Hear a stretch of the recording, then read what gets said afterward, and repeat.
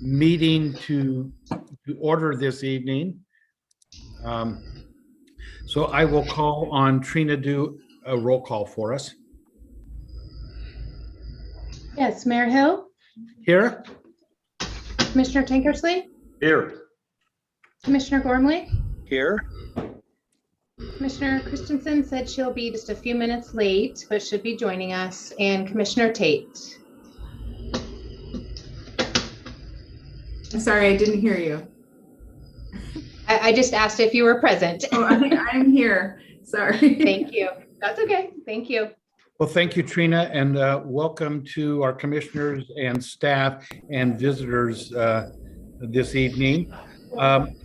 Our first item of business tonight would be our consent agenda, and these would be the minutes from the previous meeting dated July 20th, 2021.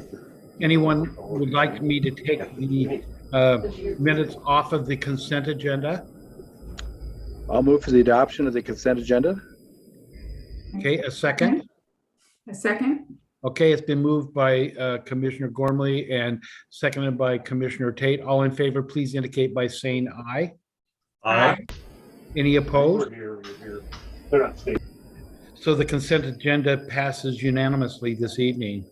A part of your packets are the accounts payable and purchasing reports. We will next move to our consultant report. And so Brent, I see that you're on the line. Go ahead. Thank you, Mr. Mayor. Can you hear me okay? Yes. Well, both 2021 stumpage sales are in full swing now.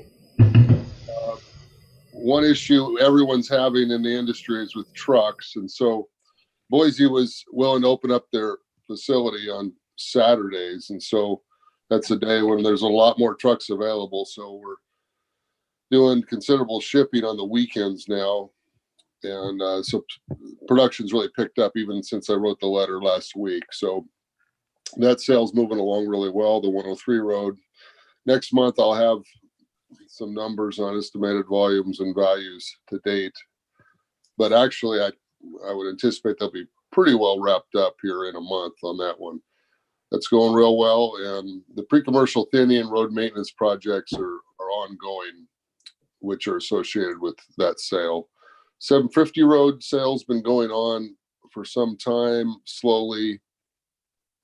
Similar situation with the trucking. They've procured more trucks here in the last few weeks, and so that's picked up as well. And we're right on track to finish these sales on time. Roughly 180 loads have been shipped, mostly to Western Forest Products for the 750 road sale. Estimated volume so far is about 1 million feet and better part of $1 million in value so far. And road maintenance projects are ongoing. I'd anticipate both these sales to cut out at or over the estimates. And so things are shaping up really well. Fire season, since I wrote the letter last week, actually as of this morning, the state lowered the fire hazard classification level back to a level 2, which is more moderate due to this cooling trend we've had and some more moisture. And so that's good news. We'll see what happens in the next month or so, but it's looking to be a little more favorable fire situation. But just the same, we're always on the lookout and prepared, and all the operators have their required fire equipment and are doing their required fire watches at the end of each day. And of course, we've got brand new fire equipment, water and light fire equipment at the treatment plant. Okay. And that's what I have. Any questions? Any questions for Brent? Thank you for the report, Brent. Thank you. That will take us next to appearance request, and we do not have any this evening. Staff reports, we do not have any this evening, and old business, we do not have any this evening. That takes us to the new business, and the first thing on the on our schedule this evening is a public hearing, and so it is 5:06, and we are scheduled to have a public hearing and opening at 5 o'clock, August 17th, 2021. And this is the time that has been scheduled to continue a public hearing on electric rates and charges that were originally began on June 15th, 2021. As mayor, I'm the presiding officer, and I will conduct the hearing, impose the reasonable time limits on participants, and receive documents and reports into the hearing record. At today's hearing, the commission expects to hear a staff report. During the staff report, I may recognize any member of the commission to ask questions of staff. After the staff report, interested parties will be invited to ask questions. Before starting your questions, please state your name and address for the record. Now, due to the COVID-19 pandemic and the governor's executive orders, our meeting this evening is being held digitally over Zoom. Since this is a unique and for some a new meeting format, I will now provide an overview of some of the important procedural items to ensure the meeting runs smoothly for everyone participating. As I look out into the crowd, we're not going to have anybody new that doesn't know, but again, just to set the record, any interested party that has joined the Zoom meeting is automatically set to be on mute and will have their video display hidden. At the appropriate time during the meeting, I will ask for those in attendance whether they would like to speak. When this occurs, please select the raise hand option from your device. This can be accessed by hovering over your mouse or cursor over the lower part of your screen, where a toolbar will pop up. From that toolbar, select participants. This will open another toolbar on the right-hand side of your screen. From that toolbar on the right, you can select raise hand, and at the bottom of the participants toolbar. When you have selected raise your hand, the staff person managing the meeting will know that you would like to ask a question. I will give adequate time at this point during the meeting to ensure that we capture everyone that would like to ask a question of staff. If you are having difficulties raising your hand and through the feature, you may also use the chat function to type and state that you would like to speak. This will be monitored by staff personnel managing the meeting. If you are using the chat function, please note your name and address and confirm that you would like to ask a question of staff about electric rates. If you're calling via phone and do not have access to Zoom and the toolbar, please wait and I will ask if there's anyone on the phone who would like to ask a question. I will make sure that everyone who wants to participate in this public hearing has the opportunity to do so. After the staff report, the commission will invite comments of interested parties. The commission may have questions for the interested parties. After comments by interested parties, the staff will be invited to make their final comment. Finally, I will close the hearing and the commission will deliberate and make a decision. Okay, we're going to begin our public hearing. And I understand at this time, our Power Resource Manager, Jamie Phillips, will continue with her staff presentation. So Jamie, we'll turn it over to you. Welcome. Thank you. And Mr. Mayor, as you mentioned, this rate hearing is continuing from June, where the commission heard a presentation from our consultant, Mark Beauchamp with Utility Financial Solutions, to share the results of our recent electric cost of service study and propose a 2-year rate design. This is a routine exercise now. We have conducted cost of service updates every 2 years in alignment with BPA's rate periods. The commission had a chance to see the results of the study, ask questions, and provide feedback to our consultant. As far as the results and the proposed rate design, that remains the same. Since June, BPA issued its final record of decision for the BP 22 rate period with slight differences, not resulting in any material change to the rate design. As the commission may recall, the proposed rate design for the first year of the rate period is has a neutral revenue change. It's make some adjustments to individual billing determinants within rate classes to better align with cost of service, but is ultimately revenue neutral in year one, and a slight increase of 1.73% in year two in an effort to maintain our target cash reserves. Our goals are always to recover our power and transmission costs, meet our revenue requirement, and meet our target cash reserves and operating income targets, and to keep our customer classes aligned with cost of service. In the packet, you'll find the full rate design for the 2-year period. This evening, staff is requesting that the commission adopt by resolution the electric rate adjustments for year one that would begin October 1st through September 30th of 2022.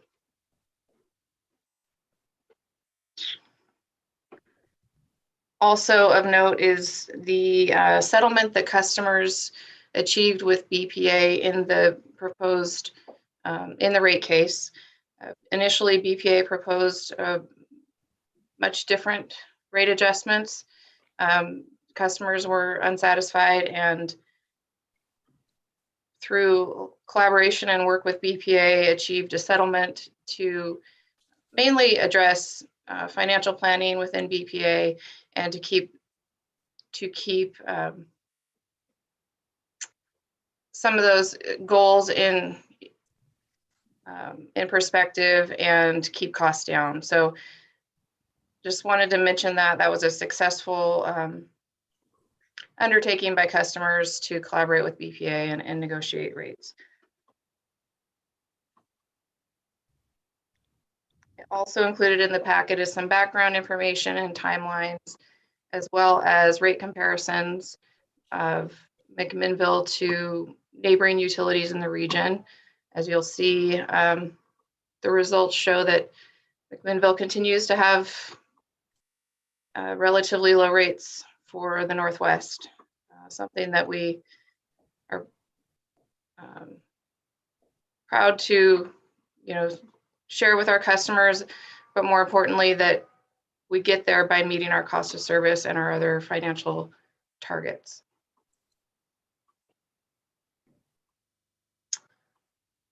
So at this point, I will share with the commission that the proposed rate adjustments are based on system costs and electric rates necessary to provide adequate receipts for maintenance and operation of the system, maintenance of adequate reserves for contingencies and contemplated additions, improvements, and extensions to the system. Offer all of the information in the packet for the record, and mention that there is a resolution attached with the proposed rates. Thank you, Jamie, for that presentation. Commissioners, as Jamie indicated, she's given us a brief overview of where we sit in this rate hearing. And then also a part of our packets is her memo of explanation, along with the packet from Mark that Beauchamp that indicated things that we've gone over in times past. So with that being said, I would ask if there's any questions of the commissioners, of staff, including the material that was provided in our packet. Seeing none, then I will ask if there's interested parties that would have a question of staff. And I'll turn to Trina. Anyone with the raised hand function? There is Okay. not, and I see Mark Davis shaking his head no, so, and Okay, nobody is in the okay. commission room, which is open to the public right now, so it looks like And we're then do we good. have anyone on the phone? I see that we have no one on the phone. We do not. Okay, then I'll come back, and we have had no input from interested parties, so we won't have any commissioners' question of interested parties. At this point, I will invite interested parties to make comment. I see Mark's hand is up, so we'll call on Mark Davis for comments. Mark? Thank you, Mr. Mayor, members of the commission. Mark Davis. I live at 652 Southeast Washington Street here in McMinnville. Quite frankly, I probably don't need to make any comments. Almost everyone except the new commissioner have heard what I have to say as far as the points, but I think it's worth saying it for the record, so she has an opportunity to hear how I feel about this also.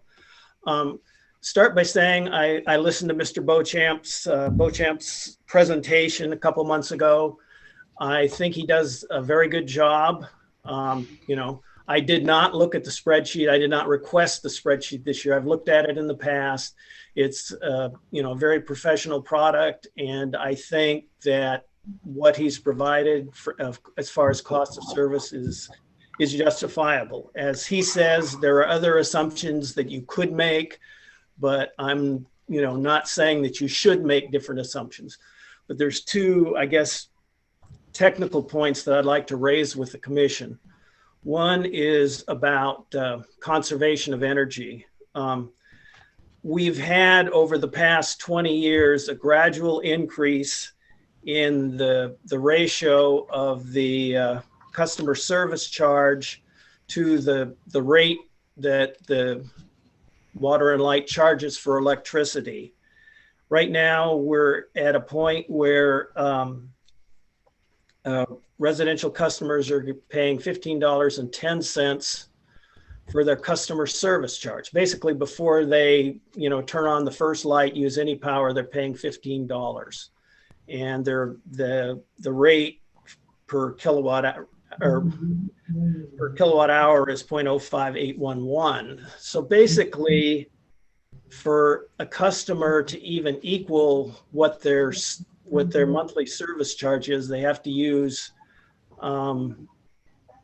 nearly 300 kilowatt hours. In other words, to get $15 worth of power to match the $15 you've already paid just to get to be provided service.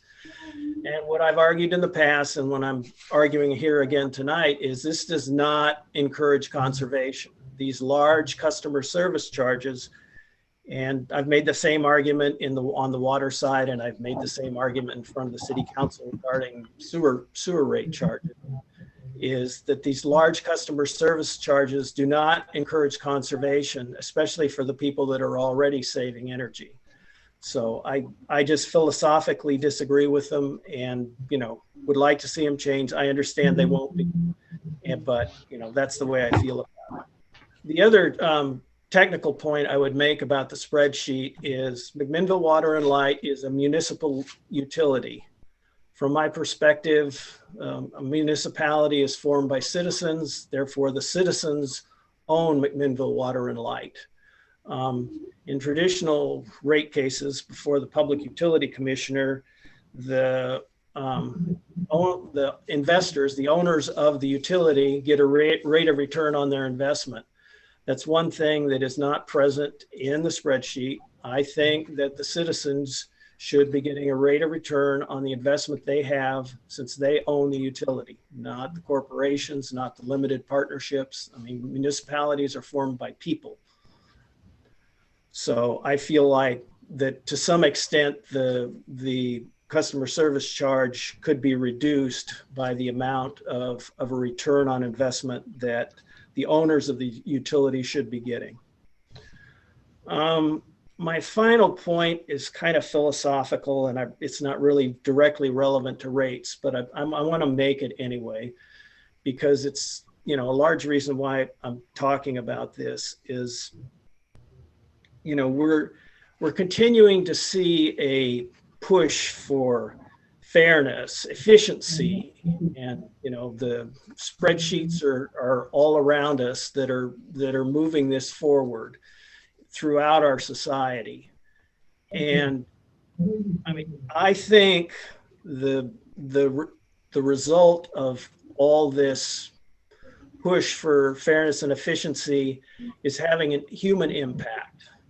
And I think one direct result of that is what we see on the streets and the RVs, the people living on the sidewalks. I mean, as our society has gotten more efficient, the people that aren't very efficient are falling by the wayside. And we're left with a social problem that's, quite frankly, costing this city a lot of money. And I'm not saying that if water and light rates changed by 5% or something, that problem would go away. I'm not that naive. But I'm just raising the point that as a society, we've started to, value what comes out of spreadsheets and efficiencies and all that, to the point that, the human element is kind of getting put by the wayside. And if we think about it a little bit, really the most inefficient thing in our economic system is people. They're costly. If you look at, other than what you're paying for these electric rates from BPA, if your operating costs are largely driven by labor costs and, all the benefits and everything else that goes along. And as we become more and more efficient and we start cutting those things, we're cutting people out. And it's not a simple answer. It's certainly not water and light's problem, but I think, it's at the back of why all of this, push for efficiency concerns me. I just think we're headed in a direction that, literally the robots could do it all better than we could. And, if you look at the last 50 years, and heaven forbid what the next 50 years, I won't be around to see it, but I think a lot more people are going to be eliminated. So I don't know what the answer is, but, that's what I have to say. I appreciate you taking the time to listen to me. Thank you. Thank you, Mark, for those comments. As always, very thoughtful and very complete in your analysis. At this point, any other interested individuals that would like to speak during this hearing? Seeing none, then any questions of the commissioners, of interested parties, or of Mark? Go ahead, Tom. I'm not sure it's a question, but, well, I guess, Mark, pardon? We okay? Mark, would you please keep doing this? Please keep and I find it's very useful that you are, I don't know what's going on with the feedback, but I find it's very useful that you are thinking about this sometimes in an accounting way, sometimes in a definitely not an accounting way. And I think it's very valuable for us to have that input. So I hope you'll answer yes, you will continue to talk to us about this, because we do think about these things too. I appreciate that comment. I've been doing this for a while and I've no intention to go away soon, but I have to admit I'm getting older and gets a little harder sometimes to squint at the screen and look at those spreadsheets. And we go ahead, Ed. Mark, once again, always enjoy your comments in that. John, this is to John Dietz. Mark's brought up an interesting point that we've chose to build the model as if we never sold $1 worth of electricity. How do we keep our infrastructure there, which is what those chargers are about. So, John, how else could we collect that other than raise the rates? Well, you'd have to put it into the commodity charge. So basically your customer charge would go down and your kilowatt hours or your cubic feet would go up to compensate for that.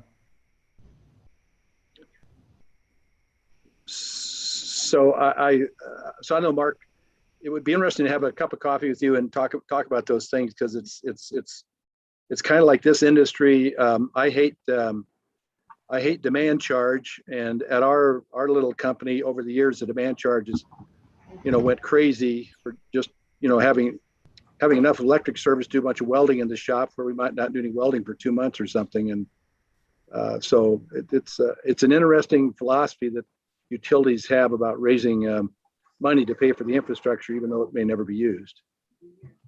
Once again, Mark, thanks again for all your comments. You're welcome. Thank you, Ed and Mark. And as I've said many times, from the city's perspective, your insights and your questioning is always welcome. We've said that many times, and we've echoed that here this evening, Mark, from Water and Light, and I echo it from a city perspective, because you're one that we can always count on to keep us thinking appropriately of maybe some alternatives. So thank you. At this point, I will ask Jamie if there are any final staff comments. I have none. Mr. Mayor, this is Sam Justice. I just might just add as a final staff comment that I understand that you've accepted all the written materials into the record tonight. And I also just note that staff did publish an additional notice of this hearing last week, both in English and in Spanish. Thank you. I think we talked about that, having it in Spanish. So again, Sam, our attorney, putting all the legal things that we need to have in the record this evening. So again, I will just ask for any comments as we are about to close this public hearing. Seeing none, then I will close the public hearing this evening at 2:28. And so the public hearing is closed.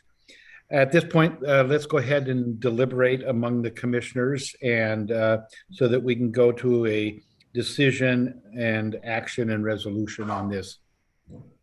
So any commissioner would like to share their thoughts. Again, this is a continuation of discussions that we've had previous to this evening. Well, I'll start. Go ahead, Tom. Real quickly, I think that the cost of service analysis made sense the way Mark Beauchamp did it. To Ed's point, it may be interesting next time to have him bore down a little deeper into how the cost of the customer cost, the meter charges is set.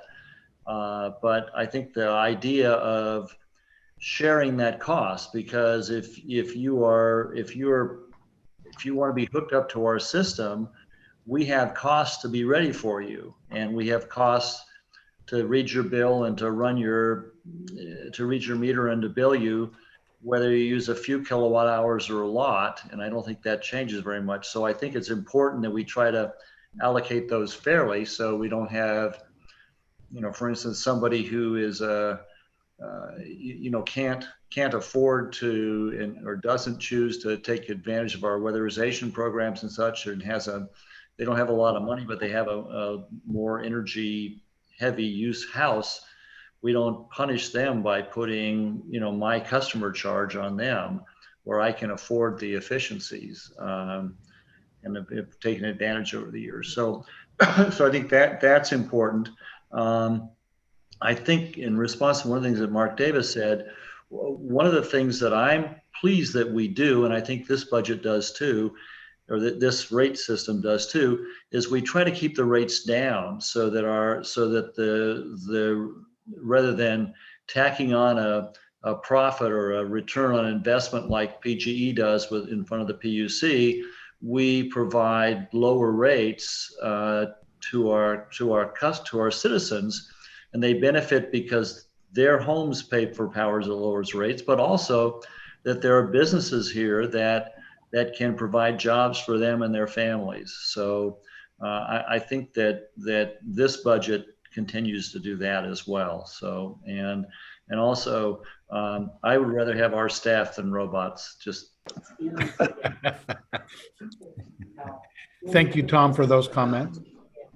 Ed? So, Mr. Mayor, just to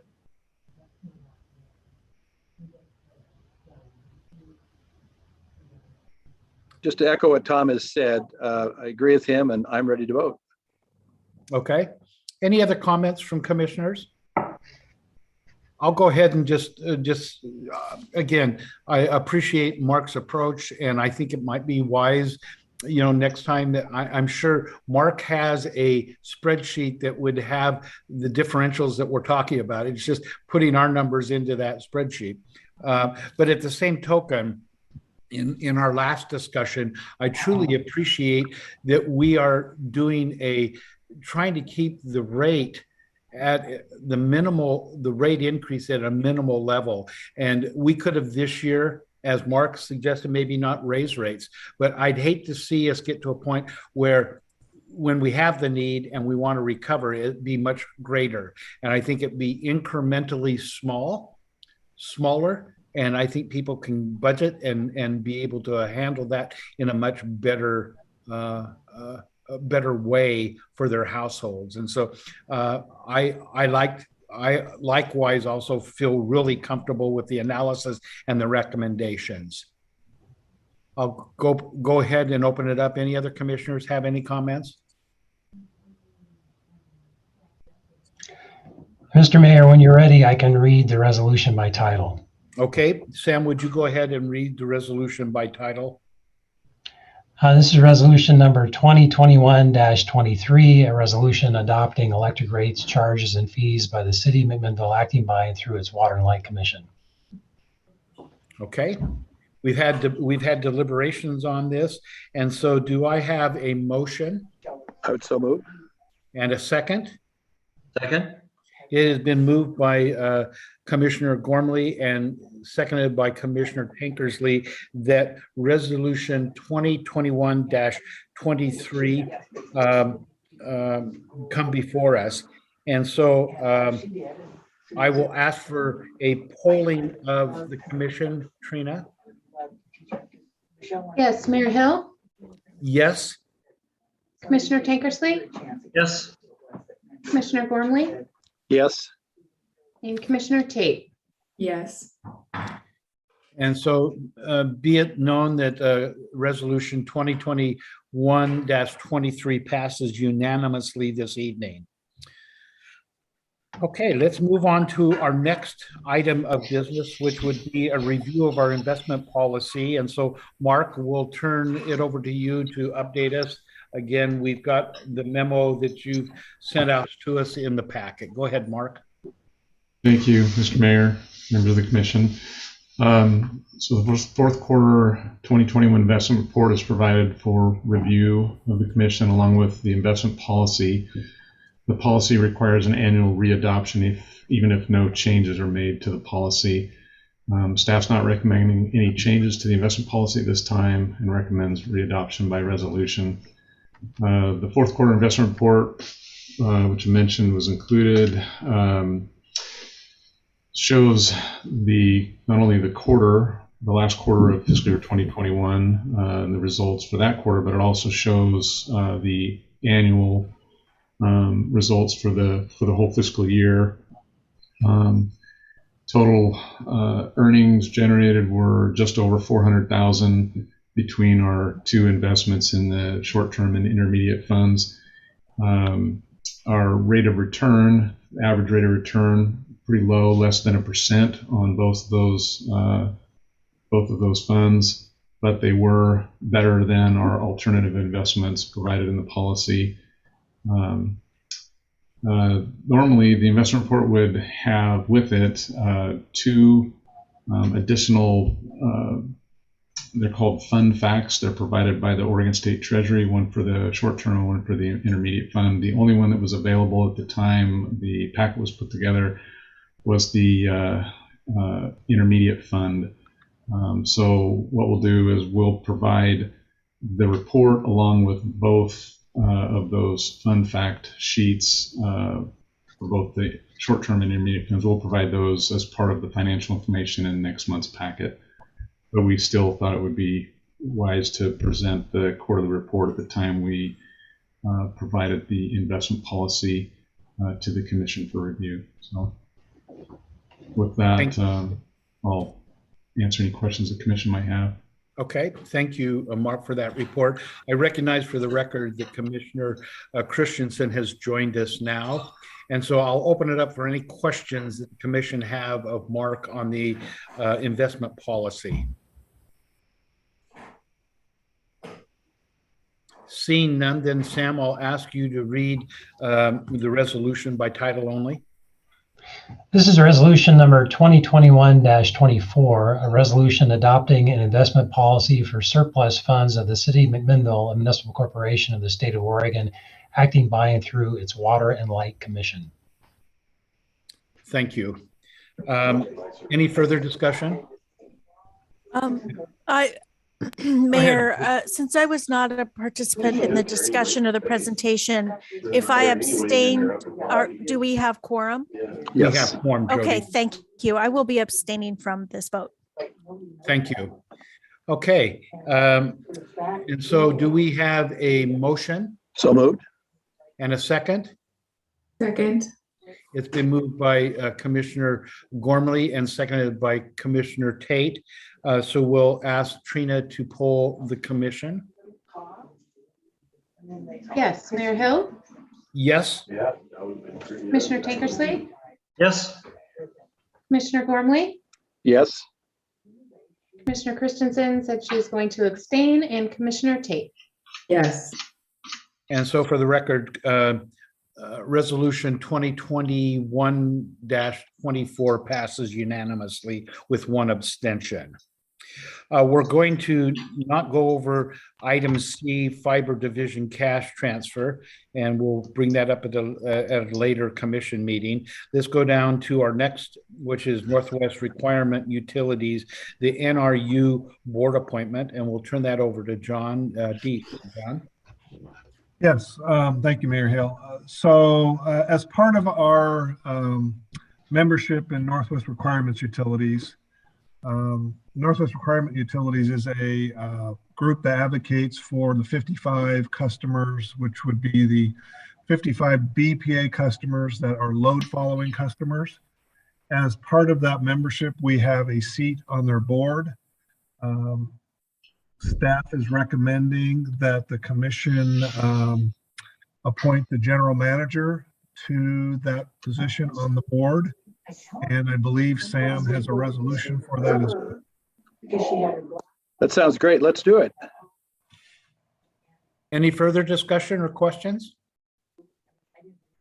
Hearing none, Sam, will turn to you for the reading of the resolution. And I'll be reading this also by title only. This is resolution number 2021-25 of the city of Mcminnville, a municipal corporation of the state of Oregon, acting by and through its Water and Light Commission, appointment of director to Northwest Requirements Utilities Board of Directors. Thank you, Sam. Any further discussion? Hearing none, do I have a motion So moved. and a second? I'll second. It's been moved by Commissioner Tankersley and seconded by Commissioner Christensen. We'll turn it over to Trina to do a polling of the commission. Mayor Hill, Yes. Commissioner Tankersley, Commissioner Gormley, Yes. Commissioner Christensen, Yes. Commissioner Tate. Yes. For the record, resolution 2021-25 passes unanimously. Thank you for that. Our next item of business this evening is a request to set public hearing for electric rates, and this is industrial. So we'll turn it over to Jamie to give us to lead us in a discussion and a memorandum that has been sent out. So Jamie. Thank you. This evening, staff is requesting that the commission set a public hearing for September 21st, 2021 at 5 p.m. to consider the draft adjustments to our two industrial customers' rate schedules.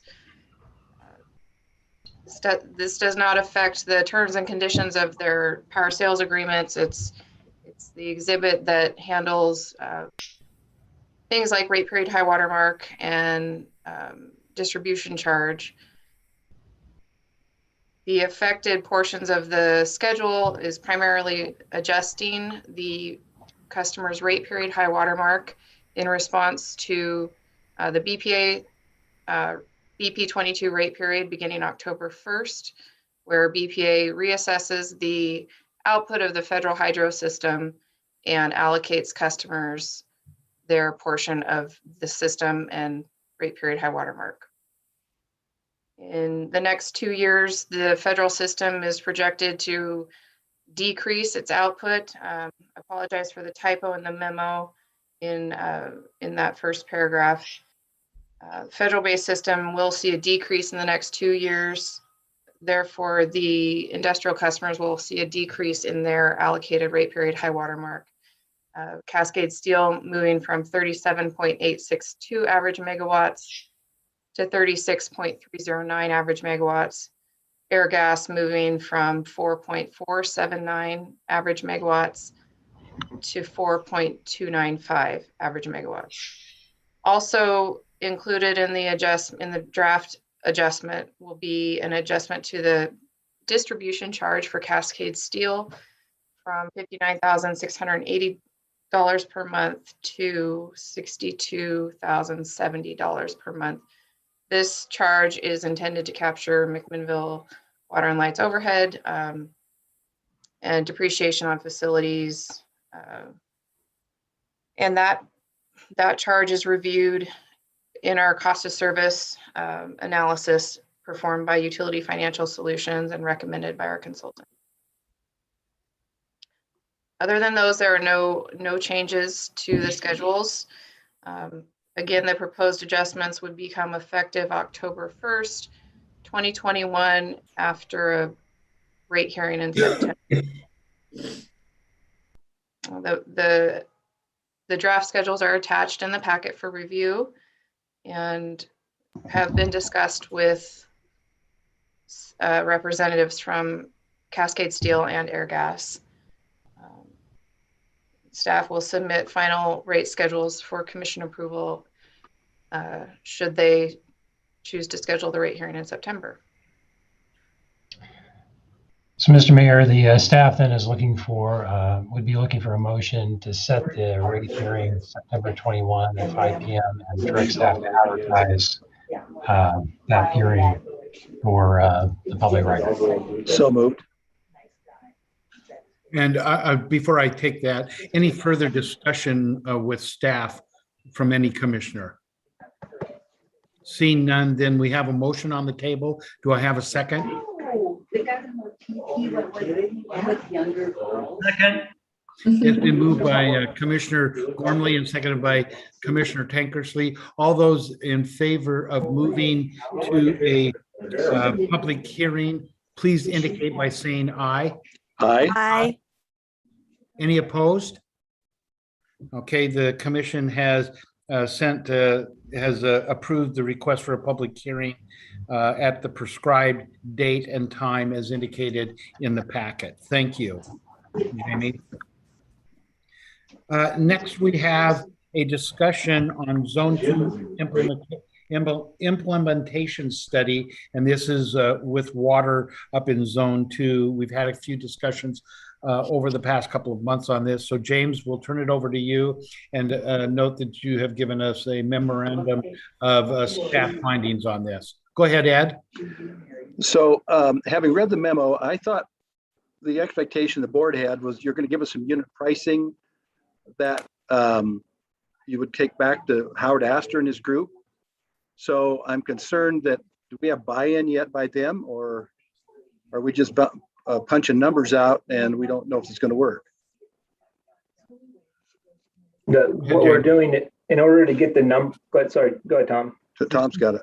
Before we get into that, I'd like to reiterate that because of a long professional relationship with the owners that no longer exists of most of the property in Zone 2, but I still feel uncomfortable being involved. So I'm going to abstain from this decision. Thank you, Tom. We'll go back to James. John, did you want me to answer this question, or do you want to answer this question? I think There we go. What was that, James? Would you want me to follow up on this, or did you Sure. have something to Go say? ahead. Okay. You can follow up. So in regards to your answer, Commissioner Gormley, in order to get the cost per lot figured out, which was on May 18th at the commission meeting, as you're referring to, is what you were directed staff to find a cost per lot for the development there. In order to do that, we had to basically figure out what the design was going to be, and that's when we consulted with Jacobs Engineering to come up with options, design options, feasible options associated with cost and schedule. So tonight is that presentation on options for design and constructability, with also costs and schedules tied to that. The next step on that would be basically determine the funding mechanism. So in order to move forward with funding mechanisms, we need to have costs for that. So the next step would be basically to figure out a funding mechanism such as an SDC or reimbursement district. I know John, Trina, Sam, a number of Mcminnville Water Night staff is working with a consultant on figuring out SDCs, which will be brought forth at a future commission meeting.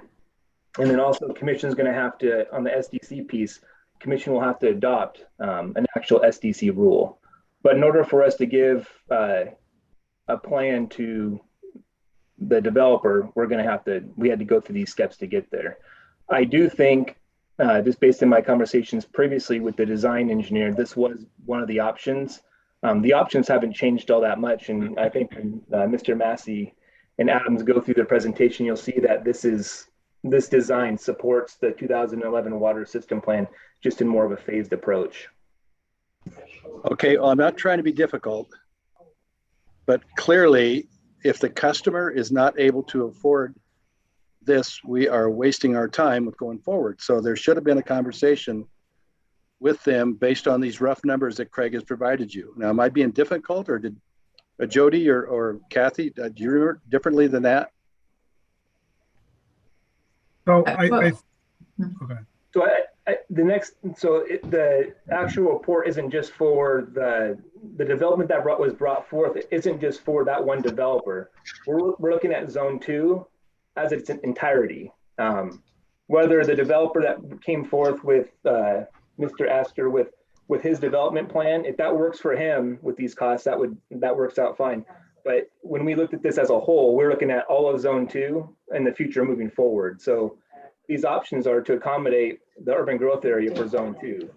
And if I could ask I think, Ed, the question is that James, the developer of this particular project that we're discussing, would not bear the cost in entirety of building out this system because it's for the entire zone. Is that right? That would be proportional to their development? We don't know that. The issue is we don't have a cost per lot yet. And I think that's what we're trying to develop is how much is it going to cost to develop this, and then what will be the ultimate cost per lot that we would have to charge for his lots. So the first subdivision was 15 lots, and how many other lots potentially could come into zone 2 to spread those costs over all of those lots. Does that answer the question? Maybe is that a little bit? I unless my memory is wrong, we had talked about, could we end up with a range just to give them a napkins type discussion? Is it going to be 10, or is it going to be 20 or 25,000 or even $50,000 a lot?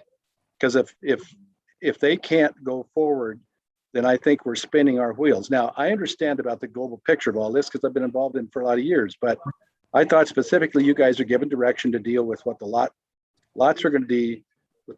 We had a special hearing and invited those people to talk to us, and that was the focus of what that was supposed to be about. But we don't have we can't, we did not have a number until Craig did this. Okay, no, and I understand, but now we have a number, right? Right. So can we go to Astor and say, or give us a thumbs up or thumbs down? And that's our next step. So Mr. Astor has the commission packet. We have not opened up dialogue with him because we wanted to bring this forth to commission first, with the understanding that there are different phases to this and look at it as a bigger picture. So The first phase, as we get through this, I mean, obviously you've read through the commission packet, is the most cost-effective approach for Mr. Astor to look at. And honestly, it's probably the only approach at this point. Okay, but I just want us to realize the reality is that if we don't have any customers willing to pay the numbers that we're going to come up with, we're SOL. So Yep. please keep that in mind. We have no project without customers. Exactly. We understand that.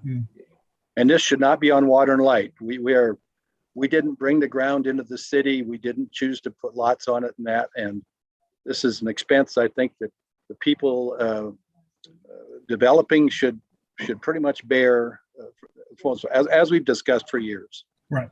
Yeah. Yeah. Okay, I'll shut up. Okay. So now I'm confused. Is the 335 to the 718, is that a spread of the potential cost for just that Astor development? That's the cost for providing water over to zone 2, the entire area. And we'll get into this in the presentation. Okay. So just getting water to Mr. Astor, I think we get in this thought process of just providing water to one developer. You have to actually step back and look at it as a whole. Mm-hmm. To provide water over, because you have to put the pipe in, whether it's a 12-inch pipe or a 2-inch pipe. There's got to be something going in the ground.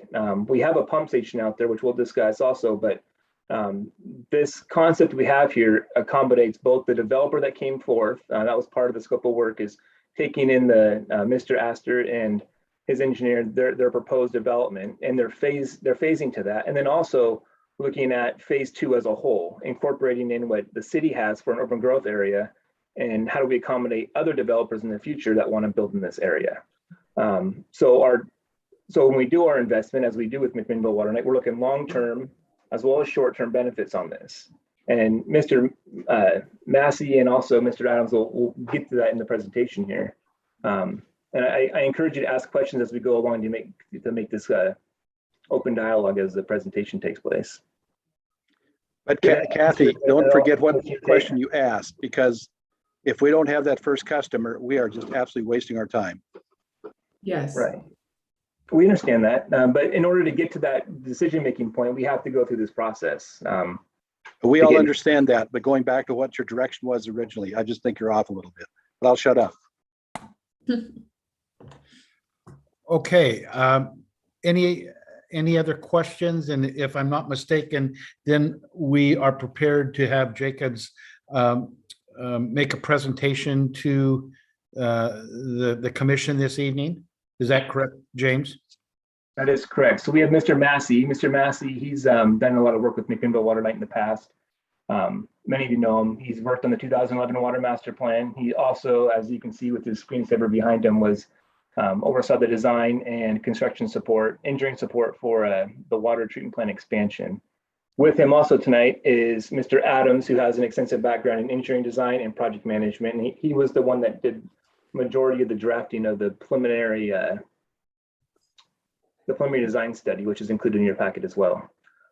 So a lot of the stuff we talked about, I'm going to hand it over. Unless you have any other questions, I'll hand it over to Mr. Massey to start the presentation. Okay, I'm going to share my screen, and I've got just a few slides to facilitate the discussion. But until about a minute ago, everything was working fine for me, and then I began to get a notice that my internet connection was unstable. So are people hearing me? Yes. And you're seeing my screen? Yes. Okay, great. Okay, for whatever reason, I sort of lose everybody's faces with this presentation mode. So I'm going to be kind of looking to my screen where I'm seeing what you're seeing. So again, just a few slides to talk about what the purpose of our evaluation was, quickly summarize the Zone 2 options, and then go into a little bit more detail about a pretty logical phasing approach here. James is going to talk about funding source, and then we'll reiterate our recommendation, which from the beginning is pretty obvious. And just to make that a little bit more obvious, we were thinking we had alternatives here when we had a site visit and saw some of the infrastructure that's already in place. it really became obvious that a phased approach here is going to be the most cost effective to ultimately meeting whatever development happens in zone 2. We didn't look at all at who pays for that. We realized that's a discussion the commissioners need to take on. But in terms of the engineering around serving potential customers in those zones, we evaluated that, developed some preliminary schedules and costs, reviewed it for consistency with the water master plan, and again, we'll conclude with an update. So the zone 2 area is bounded by this blue line here, and it follows a contour line here, above which the Fox Ridge reservoirs can't serve at an adequate water pressure. So this area needs to see an increased water pressure to serve any development. And you can see that the future lots that are currently identified to be built, which number nearly 500, are shown in this gray color here. And these are other areas within the urban growth boundary that could potentially be served by zone 2. James is going to talk a little bit about some easements. These green lines represent the current easement configuration. And then this proposed zone 2 reservoir was located during the 2011 water master plan as a location that would be initially pumped water from the Fox Ridge reservoirs and then be able to gravity serve this area, consistent with how Mcminnville Water and Light gravity serves virtually all their customers today. What became apparent and why we think this can be phased most cost effectively is that there's some existing infrastructure on the site, and I'll get into that more when we talk about the details of phase 1. But that will facilitate putting in pumps, and those pumps can, of course, ultimately feed a reservoir. But before you build a reservoir, they could simply be used to feed the residents of zone 2, and that is an expandable configuration so that you can add booster pumps as the area is built out, just as you would add the distribution piping in that area. And that's our essentially our phase 1 option, and the lowest cost. The conceptual level cost estimate range is a +50 -30. That's a American cost construction cost engineer standard range. Our actual estimate is kind of about in the middle of that. A logical expansion, if the growth warrants it and gravity feeding the zone 2 is desired, is to construct the proposed reservoir identified in the master plan. Continue to use the infrastructure in the pump station here, but now feed the reservoir and then gravity feed back to the area here. And then phase 3 is a nuance that's a benefit that you have because the water plant is located so high in the coast range that you can actually gravity flow and feed this zone 2 reservoir, except right now, and I'll get into it when we talk about phase 3, there are some pressure limitations in the transmission piping to the Fox Ridge site that would need to be overcome. So that's kind of a summary of the options. I'd like to go into them in a little bit more detail, but I'll pause and ask James, do you want to talk about anything on easements here, or ask if there are any questions? Well, I want to add a couple of things here. The first would be in regards to the easements, just dependent on the developers, they may need to be modified based on how the developer designs their infrastructure around there. But also in regards to phase 1, if you could talk a little bit about how you incorporated the developer's proposed expansion into phase 2, because I know we had a lot of discussions in regards to how do we take that developer's proposed expansion and how we look at it from a phase 1 approach. Then also, how many homes does actually phase 1 feed? Yeah. So I think I'm not sure if we get into the detail exactly here, but let me talk a little bit more about phase 1, and it'll come out in that discussion. So the commission had the wisdom back in '95 to anticipate, I think they were calling it the Western Tier zone at that time, but they constructed a substantial pump station at the Fox Ridge site. This is the exterior and this is the interior, and there's a lot of space here, and the piping is in place to connect all the Fox Ridge reservoirs to this pump station. Right now, there's just a pump in there to transfer between tanks and a pump to provide some wash water. But the potential to put booster pumps and firewater pumps in here to serve the Zone 2 development is very easy to do. In fact, some of the exterior piping leaving the Fox Ridge site out to the public right-of-way already is in place as well. So what we envisioned was that you were going to need to have probably 2 booster pumps, approximately 15 to 20 horsepower each, and that would serve an initial phase build out to close to 200, 250 homes. So about half of what was laid out in the, if I go back a slide, in the gray area here. And then there's space within the footprint here to add an identical size booster pump that would get you firm capacity to the full 400, 450 home, close to 500 home build out.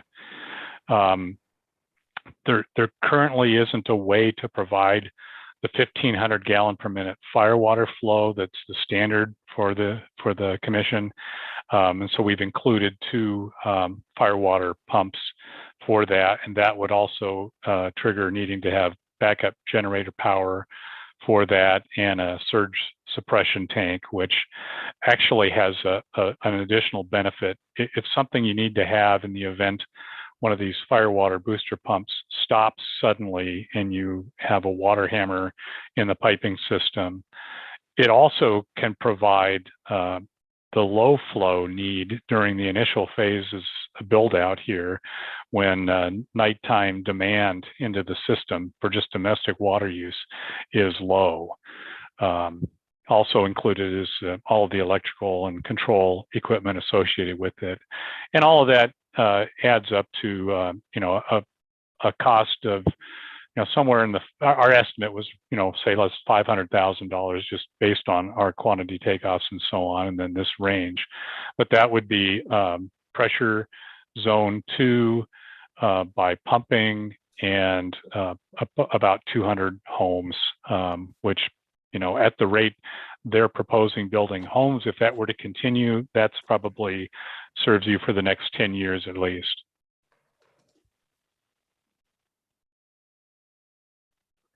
Any questions on what we're suggesting for phase 1? So any questions of Jacobs? No questions here. Okay, well, phase 2 would really be in keeping with what was in the facility plan back in 2011, and that would be to gravity serve this area from the reservoir up here. That initial size was identified as a 1.3 million gallon reservoir. We'd require about 4,300 feet of piping to get up to there.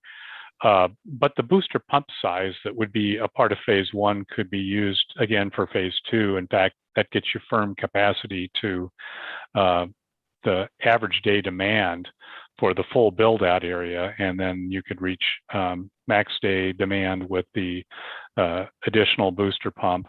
It's also conceivable that you could use the firewater pumps. They would allow you to fill the reservoir more quickly and potentially repurpose a firewater pump at that point to be used to cover the max day demand for the system. So that was probably why this seemed like such a natural phase 1, phase 2 option, because all the pumping and infrastructure in phase 1 is completely reusable in phase 2. Ed has a question. Go ahead. You're muted, Ed.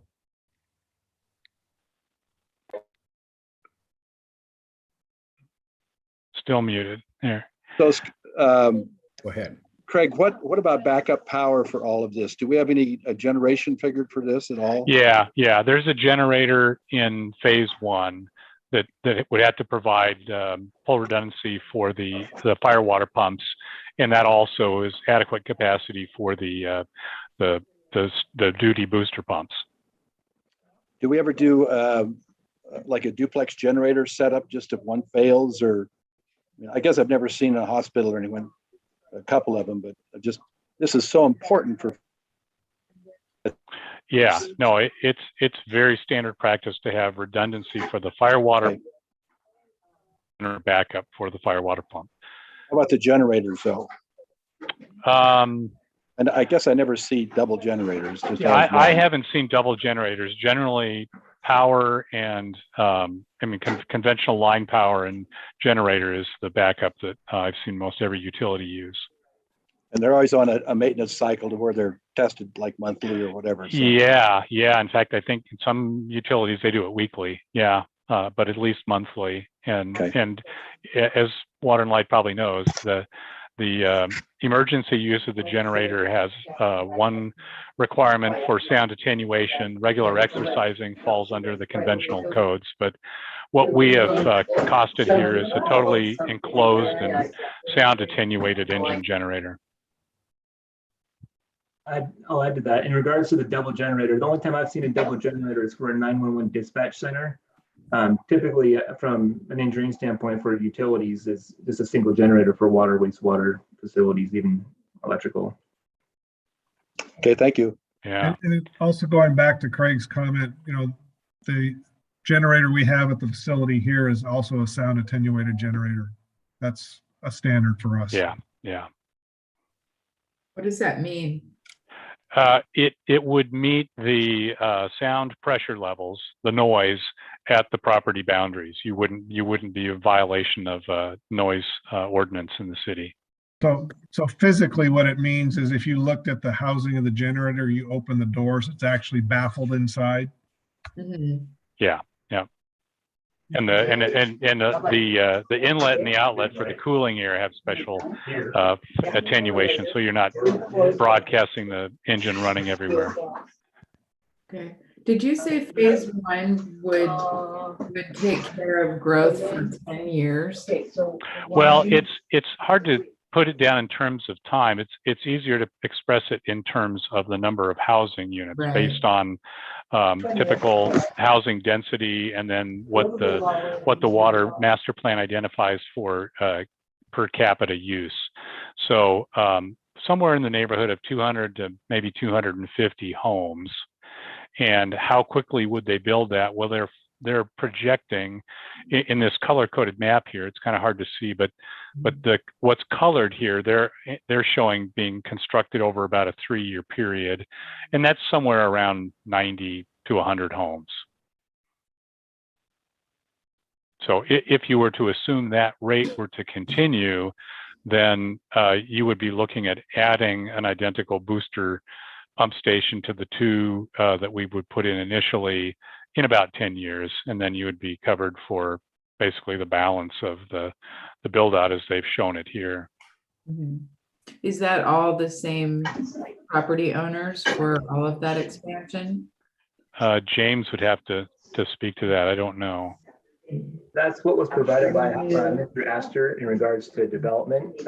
So I usually develop the property that they own there, that they're proposing.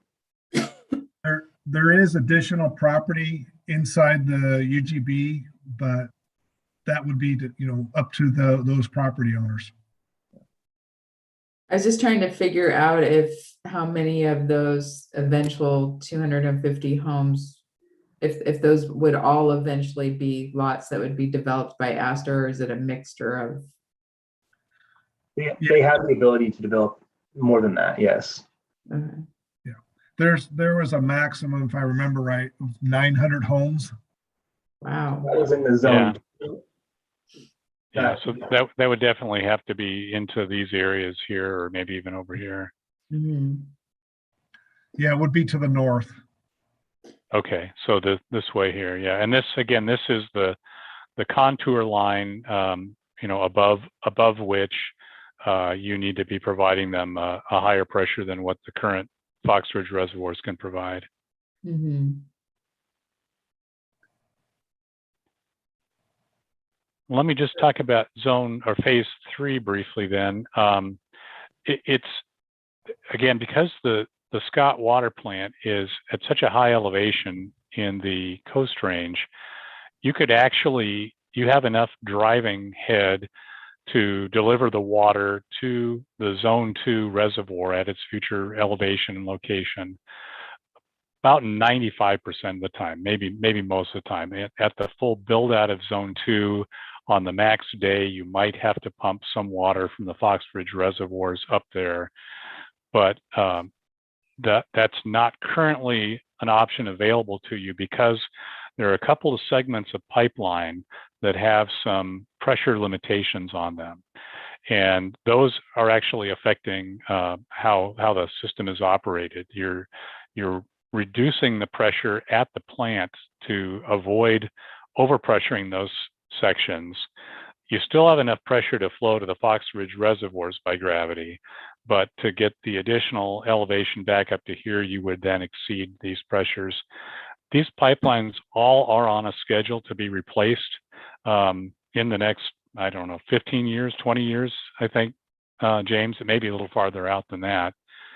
But when that happens, then the need to pump from Fox Ridge to there, or actually directly feed to the Zone 2 area from the plant, you'd want to be very careful about making sure that there was adequate storage for emergency and fire flows, because you're now effectively using the storage at the plant to provide that, whereas the Zone 2 reservoir would be designed to provide that, or the pump station would in the case of phase 1 or phase 2. So one comment on that. So what Craig is talking about, currently we limit the amount of water in the 16/14-inch pipe to 3 million gallons a day, so that we don't overpressure at the low points and damage, basically blow the pipe out.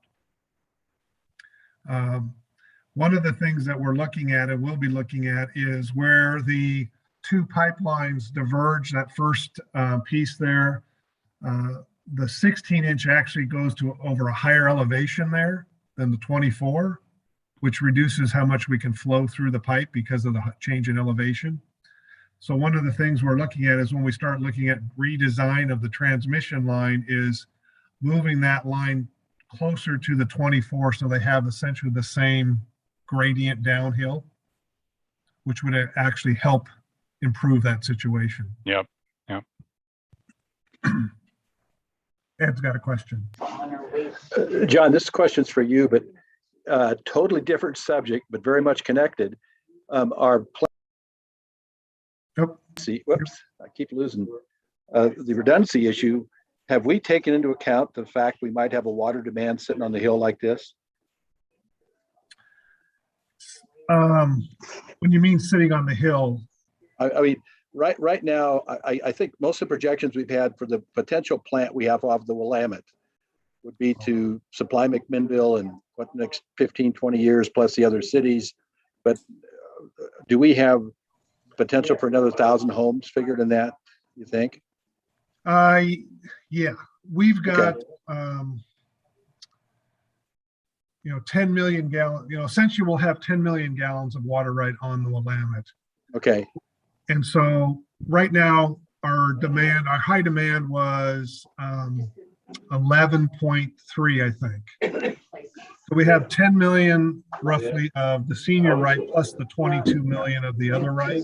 Okay. So we have almost 30. So in reality, what we have is we have 30 million gallons of right on our current Haskins McGuire storage rights. And we have 30 million gallons of Willamette. Okay. So we're actually, our physical rights are we're in very good shape there. Now obviously we may have to curtail some of our Willamette rights, but we can supplement with Haskins if we need to. Okay. Well, we also know if we lost the dams, we still have Idlewild that's produced enough water to supply the city over the years without really being dammed up. So exactly. Okay. Good. Thanks, John. Yep. So James, maybe if there aren't any other questions on the three phases as we've identified them, you want to speak to the funding topic? I touched on it a bit already, but basically I just want to talk about the next step is determine funding mechanisms. And that was brought up at the May 18th commission meeting. That was our direction, was to establish and then look into a per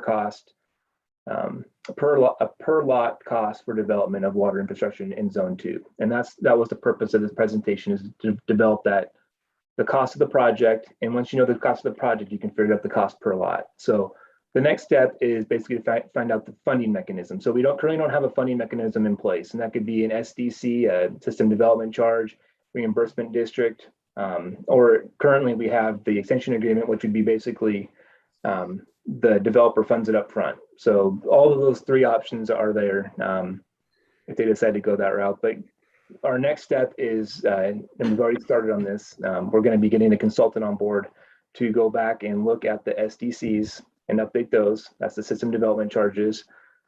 And then look at other potentials for funding mechanisms within that as well. So in the future, we'll be bringing forth to commission those options. The commission will need to adopt some rules in regards to the SDCs, if that's the way you want to go in regards to funding.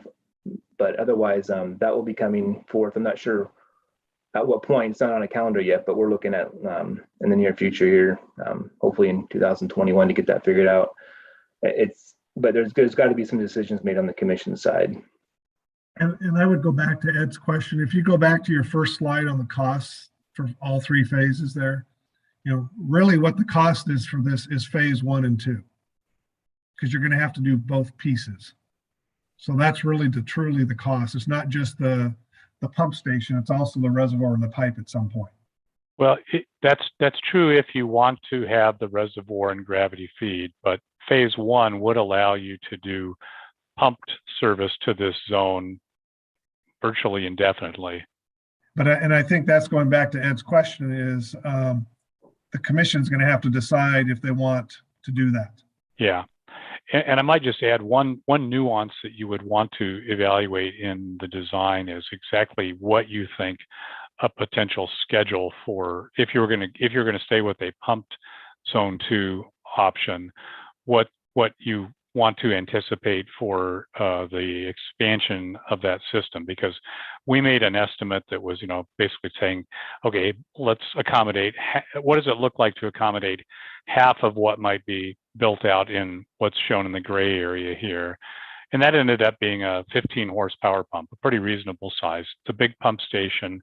You could say, we want to do this, cover this gray area development in 3 iterations or 3 steps of pumps, put smaller pumps in now, and none of those would preclude incorporation into phase 2. It would just be how quickly you would add more pumping and how many pumps you'd have.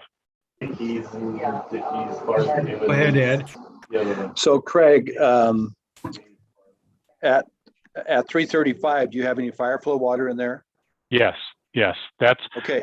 So our estimate is basically 500,000, and the range on an estimate like that is what you're seeing presented here.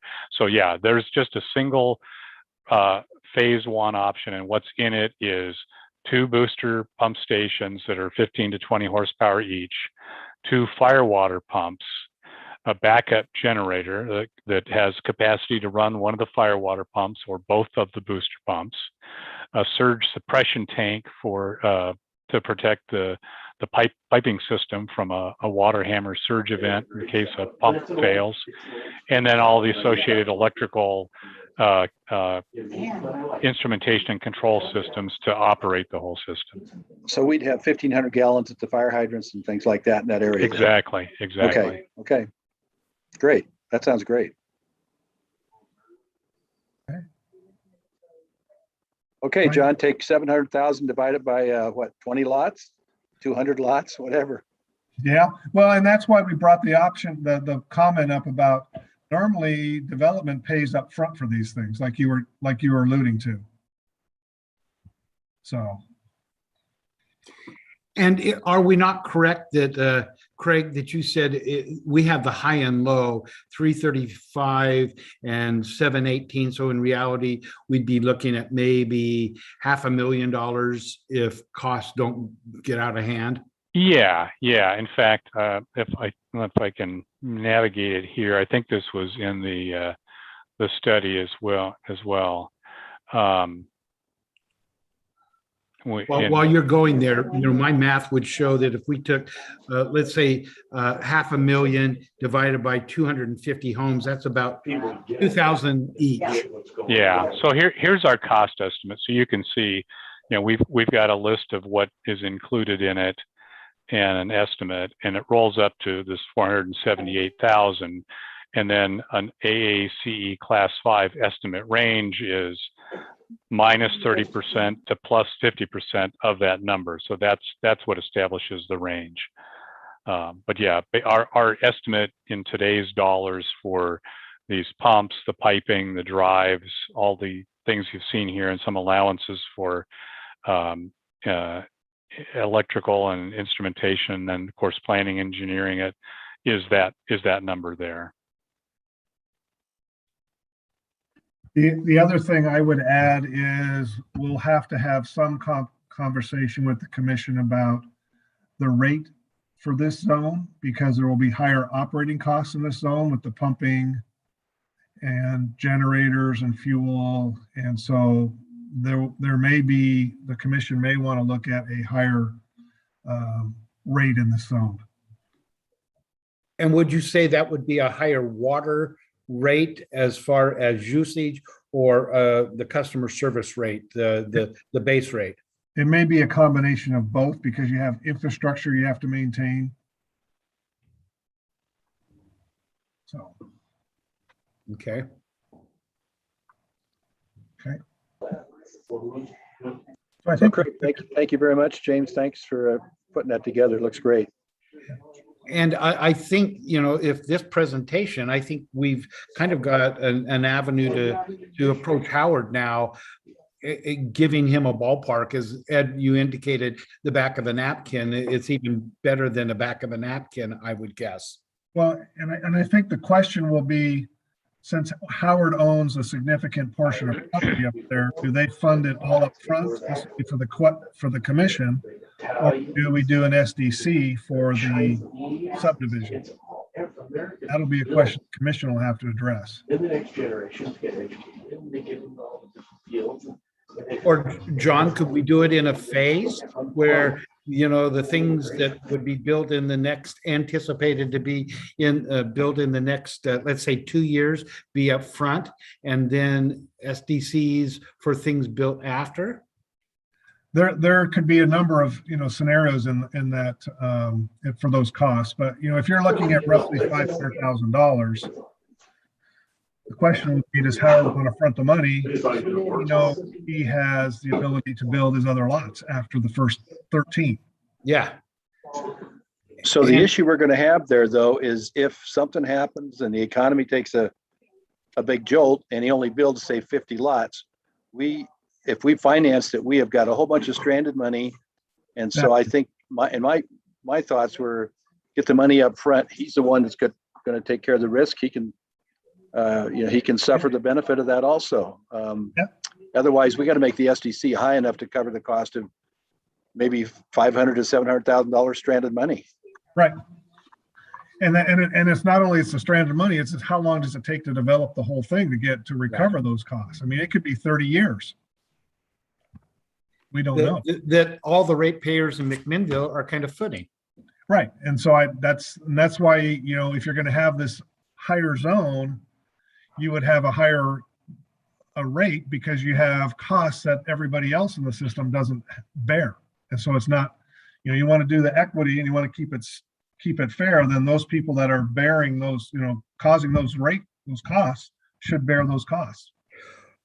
Well, there's incentive on his part if he owns all of that land. I didn't know that Howard owned everything going up the West Hills. He's got a big investment in that land. Yeah, I think they own over 100 acres, if I remember right. So a significant amount of property. And those are at higher elevations, which again, there are numerous problems that come along with higher elevations and slopes and all those things. But there also, it would be pristine views in many cases, high value neighborhoods. Those are going to be lots that sell for more. And I also think that the fire department will require sprinklers in those homes too, because of the potential access issue. Painted the bathroom door red. Yeah. Ed, what is the cost of putting a sprinkler system in a home approximately? Well, here's a real a couple of ways to do this. The fire guys will quote you $1.50 to $2 a square foot, but those numbers are so old and funny. We'll tell people that it costs about as much to sprinkle a house as it does for you putting carpet in. So it could be, $2 to $3 a square foot, 3.25 a square foot, 3.50 square foot. Really, it's a function of the house. If you got 20-foot ceilings in a house, then you can't do that on step ladders. You got to do that in staging, so it runs the costs up. But okay, honestly, but believe it or not, you don't get any insurance credit for that. It's actually more of a detriment because the insurance companies look at a fire sprinkler system as a risk in a house, no different than they do in a commercial building, with the water damage being a huge issue.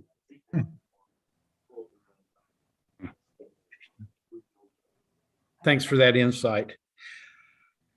Well, again, from my background in banking and mortgage, he's got a great investment. I can see how passionate he is when he came to us, because he's not been able to move forward. And with the demand in the community, and there is a demand for higher end homes, as we've looked at the studies we've done, I think we've given him an alternative, which he's got to make a determination on. Well, Scott, I don't think staff's done yet, so we'll just have to see what staff absolutely come up with in that. So, yeah. But I think the next step is we'll have a conversation with Howard. Yeah. But I think we got enough information to get a better idea from a commission standpoint where we sat. And Jacobs, you guys have done a tremendous job. Thank you. It's very, what I call user friendly to see kind of what's going on. Thank you.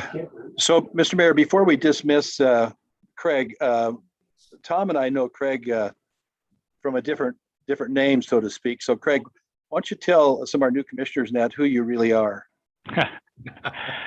I'm a legacy CH2M Hill employee of 35 years, founded in Corvallis, Oregon, and purchased by Jacobs Engineering 4 years ago, I think.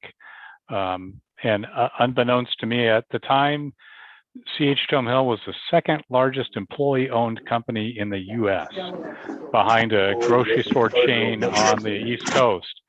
And part of our problem was we just didn't have a way to take that employee ownership to the next generation. So we were faced with purchase, merger, or going public, and Jacobs had a good offer and actually was a pretty complimentary fit to us, and they let us keep doing our water thing. So I'm pretty happy. So, Craig, Jacobs is a worldwide company, correct? Headquartered in Australia? It's headquartered in Houston, Texas. Okay, Houston. Okay. Yep. But it operates worldwide, and in a lot of different areas. Where CH tended to be water, transportation, environmental. Jacobs does architecture, vertical buildings, a lot of different things. But I hope, did I answer that right, Ed? Who am I really? You did, yeah. You did it perfectly. Thank you. Great job. So any further questions on this issue this evening? I think we've given staff direction that the next approach would be to go meet with Howard and his team and have a discussion with them. Okay. Thank you, James. Thank you, Craig. Thank you, Spencer. Thank you. Our next item on our agenda this evening is an update on the fuel station. So, Chad? Different taste. Yes, good evening. Normal. It is awesome. let's see here. Okay, yeah, tonight I want to update the commission on the progress of the fuel station project. We are currently meeting once a week, every Tuesday morning at 7:30. The whole project team includes water and light staff here, as well as AEC, OTAC, and interface engineering.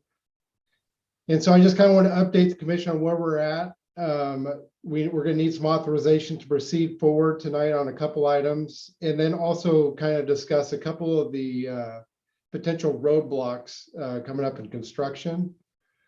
So to start, we just received our first invoice from AEC for $26,979 and change. That's in process right now. We are currently on schedule. We should be receiving the final BODR tomorrow, if everything goes well. So that's a basis design report. That will be followed up by the 60% design mid-September, and then a final design and the guaranteed maximum price proposal at the 1st of November. So if everything goes according to plan, we're hoping to have some in front of the commission at the November commission meeting for consideration of proceeding into phase 2. And so that will be coming. I just kind of want to update everybody on that. As we progressed through the design, there was a couple things that came up. When we submitted the conditional use permit to the city, we gave 2 options as far as location of the future site for the fuel station. And as we started looking at turn radiuses and deliveries, there was a lot of concern as far as truck traffic coming in and out of the yard and around our oil field transformer yard, and how that would look. And so we started kind of looking at potential options of moving this future station to a different location in the yard, which would remedy that immensely. And so we are looking to potentially move the fuel station about 180 feet to the north, which would currently be in a graveled area off of the asphalt. And so what that would do for us is a few things, as I've listed there in the memo. It would reduce the turn radius, especially for delivery trucks coming in and out. They're gonna have to take a really tight turn, and then to actually go around the transformer yard or back up, which obviously isn't a good scenario. And by moving it, we would reduce any impedance of traffic that this may cause if the truck was to back up. And it also maintain our current transformer yard. So the footprint of the fuel station started to get a little bit larger, and we started to realize that a lot of our current storage spaces can be reduced immensely. By moving it, it would enable us to keep our transformer yard and also keep our SPCC transformer storage requirements intact and without avoiding it, which we'd probably have to add additional asphalt to stay in compliance at a future date. So, and it was also mentioned by AEC that there's potential drainage issues at that site. So those were some reasons to potentially move. Now, in the conditional use permit to the city, we have to make a minor deviation request to the city. So that's what we're requesting tonight, is the first action by the commission is to submit a minor deviation to the city to move that fuel station. Any questions from the commission? Ed? Chad, these are above ground tanks, right? That is correct. So the tankers have to basically roll pretty darn close to the tanks to offload, right? Correct. So that creates, okay, so, all right. Yep. Has the city got any objection to you guys moving it? Have you talked to them about it already? We have talked to them a couple times. And what we're getting is it's a minor deviation and it should not be a problem moving forward, but we Okay. still have to go through a process. Okay, understand. Great, thank you. Jody? And because I've had a really long day, I can't understand the map. Does this, do these two options that you present on page 6, does this impact our previous conversation about expansion for the facilities? No. Okay, No, thank it you. does Sorry. not. I've had a COVID day, so sorry, thanks. So Jody, if you look at the map and you see where the proposed new location is, there's a white line on that drawing. That's the existing fence.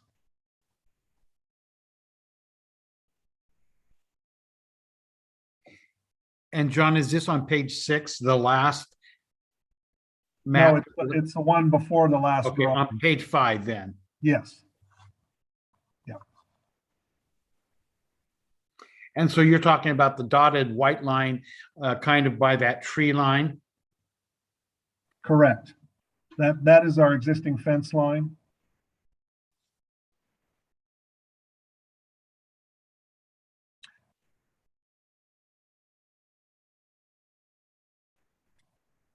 And on that map, where's the existing entrance to the yard?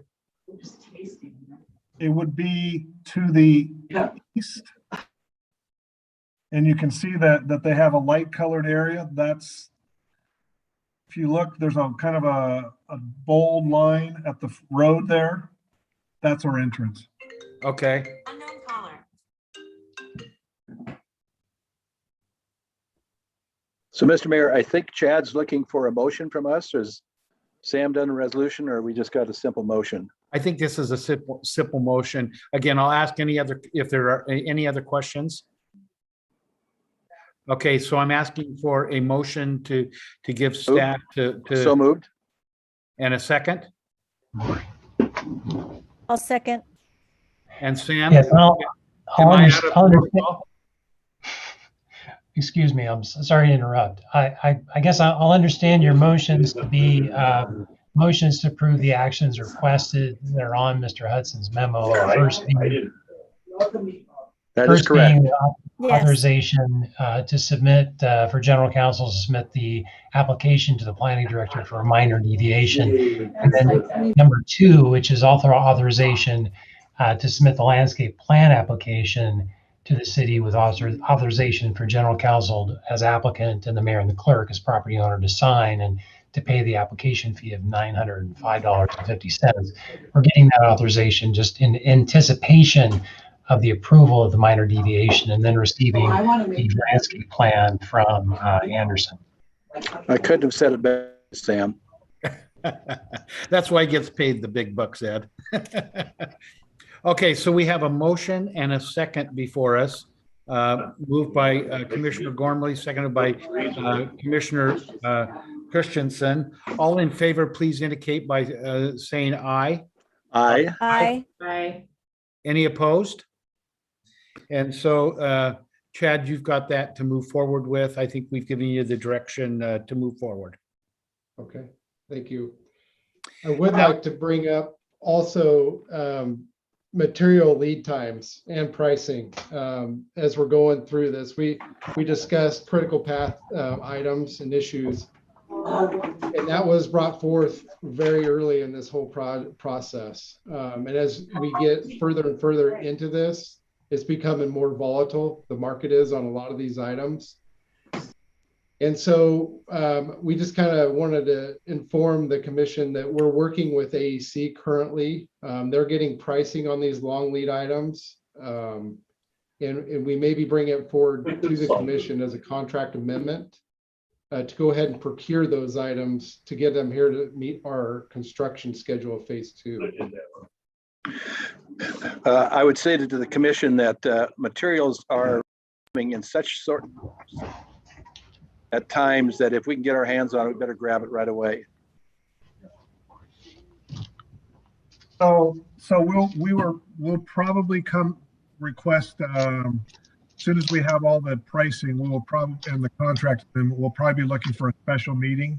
Okay. To do this because, for example, we found out today that the double-walled underground piping was what, 6 weeks, Chad, is now 25 weeks out? So that's a half a year. Yeah. Yeah. And and anything that has a computer chip is also a wild card in that as well, which would be the control system. So we'll probably be looking to set up a special meeting. So Chad, just a suggestion, they make a conduit system out of like a concrete floor with a half round culvert that you can make watertight. You might talk to the engineer about looking at, a raceway and just use regular piping systems and not double wall. Is there,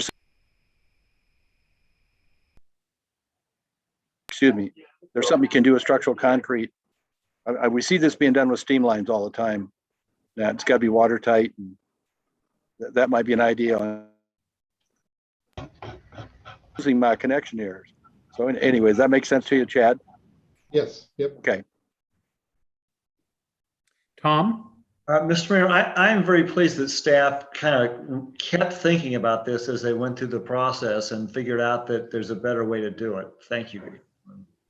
Thank you, Tom. Jody? Mayor, before we begin the next item, I actually have to leave. I've been called into a meeting, so I want to thank you for letting me participate, but I'm going to have to sign off now. Thank you, Jody. Okay. If we're finished, let's move on to Chad's second presentation on bus welding at the Baker Creek Substation. 3 weeks. Thank you, Mr. Mayor. Staff solicited bids for bus welding at Baker Creek Substation. We actually went through a formal process. Hey, Chad, can you explain what bus welding is, just so everybody knows you're not welding passenger buses? Right. So it's basically an aluminum tube that basically connects the equipment at the substation. And so that's what it is. We were going to supply, well, we are going to supply all the fittings and all the bus material. And so we had an internal estimate of about $100,000 to complete this work. So that's kind of right around the threshold for a formal bid process, which we did execute. So we advertised the Daily Journal of Commerce and News Register. We did have a bid opening, and we received one bid from Patelco Incorporated for $180,000, which is substantially higher than what we had estimated. And so staff considers it too costly to justify acceptance of the offer, and we're recommending to reject all bids. We were looking at various options. One of them potentially doing it internally or resoliciting at another time. So if the commission's in favor of that, commission has to make findings to reject all bids. And we've listed those down there on the memo. Frankie, get down from there. And the potential findings is the price is too costly to justify acceptance of the offer from Patelco. As the bid price is $180,000, substantially more than Water and Light's estimate of $100,000. And also that number two, only one bid was received, and we're unable to compare pricing of multiple bids to ensure that we're receiving a reasonable price. So we're recommending to reject all bids. And that will be done by resolution? But it's going to change. Okay. Correct. Ed, question? So Chad, the bus welding, is it actually an arc welding process that we're talking about? Or what is it? Yes. a special type of welding related to the electrical? It's aluminum welding. So it's welding with a shield gas essentially. Okay, so is there any special certifications caused for doing this? No, we don't need any special certification. So we could probably hire what I would call a roadie to come in and do the welding for us, like a pipeliner or somebody like that. So they're We've- out there to be had. So, We've okay. looked at that option. Okay, sounds good. Okay. What we need to do now is, Sam, would you read this resolution by title only?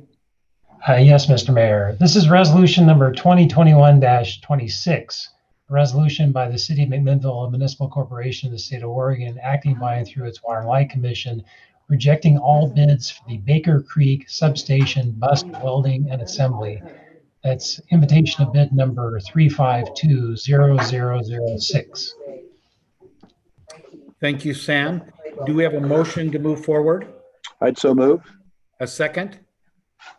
Second. It's been moved by Commissioner Gormley, seconded by Commissioner Tankersley. Trina, could you do a polling of the commission? Mayor Hill, Yes. Commissioner Tankersley,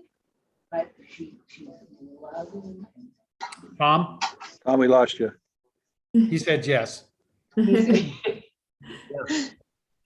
got it. Commissioner Gormley Yes. and Commissioner Tate. Yes. And so resolution 2021-26 passes unanimously. Thank you. Now we'll move into executive session. And so Trina, if you can get us over to executive session, stop the recording. Hey, Scott, I need to actually bow out at this point. I think we have a quorum because we started the meeting with a quorum, so we should be okay. Yeah, and I Sam? don't know that there's anything that's going to be needed to vote on after this. This is Okay. This is going to be our discussion on security measures. Sam, are we still okay with the quorum if I step out? I think we're going to be down to 2 members. Is that correct? What's the mayor? 1, 2, 3. We have 3. Okay, 3. Sorry, I'm looking at my printed materials. So if we have 3 people or 3 members, we have a quorum. Yes. Yeah. Okay. And we're not Thank you, going to have, Ed. Okay. we're not going to have. Thank you any- all. We won't be voting on anything afterward. Yeah. All right. Good night, everybody. You take care. Appreciate Thanks, the Ed. good meeting. Thanks. Thanks. Okay, this So- will be executive session pursuant to ORS 192.660-2F to consider information and records that are exempt from public disclosure under ORS 192.355 sub 2-3 relating to identifying security measures, individual building, and information processing. Thank you, Trina.